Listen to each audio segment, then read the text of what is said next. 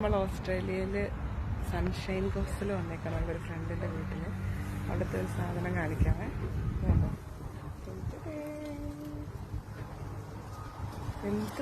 എന്ത് വലിയ പാഷൻ ഫ്രൂട്ടാന്ന് നോക്കിയാൽ.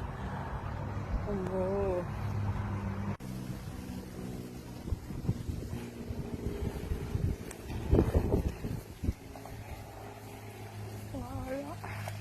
കണ്ടോ കപ്ലങ്ങ, പേര. ഇവര് പുതിയ വീട് വെച്ച് ഇങ്ങോട്ട് മാറിയിട്ട് അധികം നാളായില്ലേ. ഇത് നന്നായിട്ട് കൃഷിയൊക്കെ ഉണ്ടാവുമെങ്കിലും അധികം കൃഷിയൊക്കെ തുടങ്ങി വരുന്നേ ഉള്ളൂ. വാഴ വെച്ചിട്ടുണ്ട് 5-6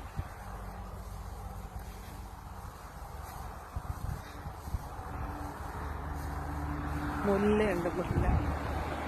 കറി ലീഫുണ്ട്. പിന്നൊരു സാധനം കിടക്കുന്ന കണ്ടോ,